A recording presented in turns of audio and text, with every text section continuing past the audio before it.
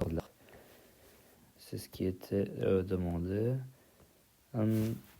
Seconde étape, trouver l'accélération du système. L'accélération, c'est quoi? En gros, le système, c'est quoi? On lâche la masse M1, elle remonte, et du coup, la masse M2, elle glisse vers le bas dans le plan incliné. Je pense que c'est ça, ou alors c'était plus... ouais, c'était bien ça. La masse M2 glisse le long du plan incliné, tandis que la masse M1 remonte verticalement. Ok, la masse M1, elle remonte, la masse M2, elle descend. Yes. Ok.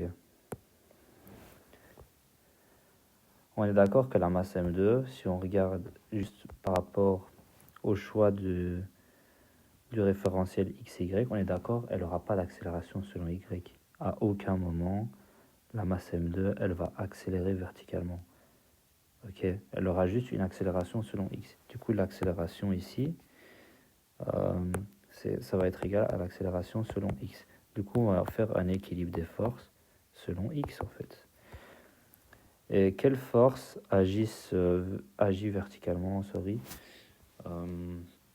sur la masse 2. Ok. Bon, on a la force de frottement négativement et on a la composante ici. Hop. Si on décompose si on décompose la force de pesanteur, on a Gx et on a Gy comme ça. Tac. On est d'accord, il n'y a que Gx qui agit sur X positivement. Du coup, c'est moins FF plus Gx. Le code couleur n'a aucun sens. Qui est égal à 0. Bon, la définition de la force de frottement, c'est du coup, c'est le coefficient de frottement fois la normale. Du coup, on comprend pourquoi ils nous ont demandé de trouver la normale au point 1, parce que sinon, on ne peut pas faire le point 2. Moins mu fois la normale, simplement, c'est juste ça.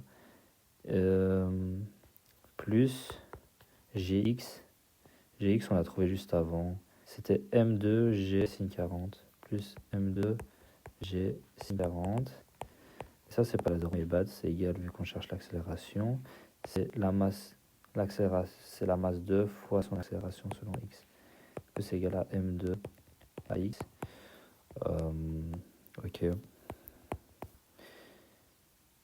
Là, si vous isolez AX, c'est juste égal à moins mu M2G plus M2G sin 40 divisé par 2. On peut faire dégager ça, tac, tac.